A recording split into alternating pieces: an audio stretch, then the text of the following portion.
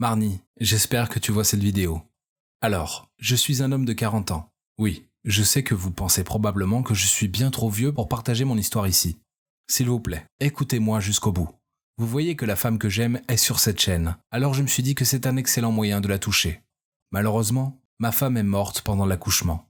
Être un père célibataire pour ma fille Julia a parfois été une lutte. À 13 ans, elle a eu ses premières règles. Mais au lieu de m'en parler, elle a demandé à la voisine de lui donner de l'argent pour acheter des produits sanitaires. Je ne sais pas qui était le plus mortifié pendant ma discussion sur le fait que tu dois te sentir à l'aise de me parler de n'importe quoi. Puis il y a eu la fois où elle s'est épilé les sourcils trop courts et a refusé d'aller à l'école toute la semaine car elle disait qu'elle avait l'air stupide. Sans parler de la série de garçons qui lui plaisaient.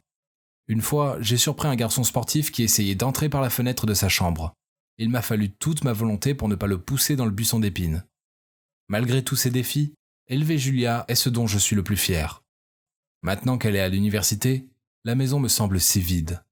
Dans le passé, jongler avec la parentalité et le travail signifiait que j'étais toujours très occupé. Mais maintenant, j'ai plus de temps libre pour réfléchir à la vie. Et cela m'a fait réaliser à quel point je me sens seul. Je sais que les rencontres en ligne sont menées courantes de nos jours. C'est pourquoi j'ai commencé à parcourir différents sites de rencontres. Je suppose que lorsqu'il s'agit d'amour, je suis assez pointilleux. Je ne veux pas faire entrer une autre femme dans la vie de Julia à moins que ce ne soit la bonne. Oui, je sais qu'elle est à l'université, mais c'est toujours important pour moi. J'ai rempli beaucoup d'informations sur mes habitudes, mes intérêts et mes attentes pour mon futur partenaire. Oui, je sais, je suis pointilleux.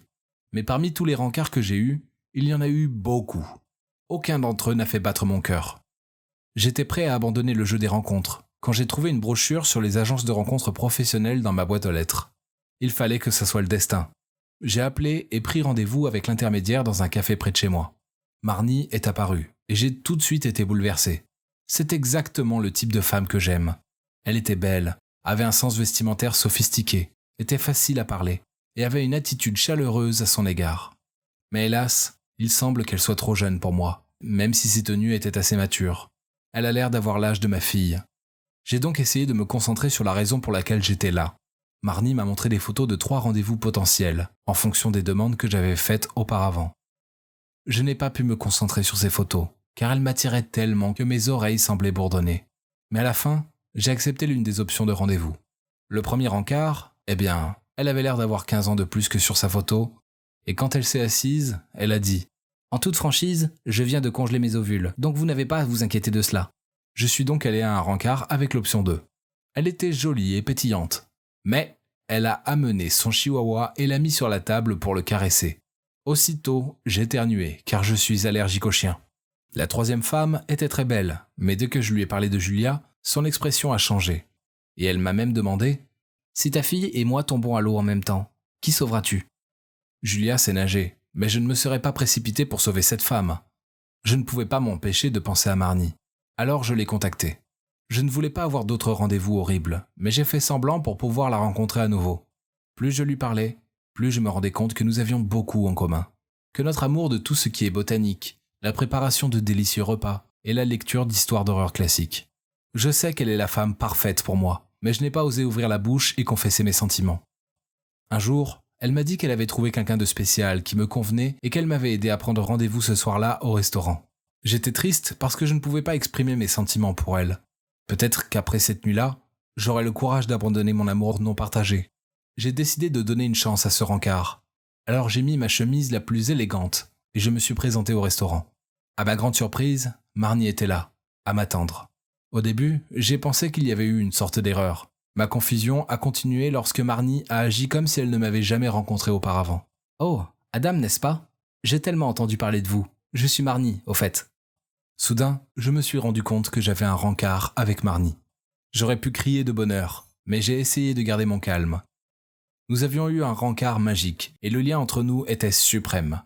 Après le dîner, j'ai reconduit Marnie chez elle. Lorsque j'ai arrêté la voiture devant sa porte, elle m'a dit que notre premier rendez-vous était génial, et qu'elle souhaitait que ce ne soit pas le dernier. Mais elle a dit que cela devait être le cas. Je n'ai pas compris pourquoi nous ne pouvions pas continuer à sortir ensemble. Avant que je ne puisse lui demander, elle a enlevé sa ceinture de sécurité et s'est penchée pour m'embrasser.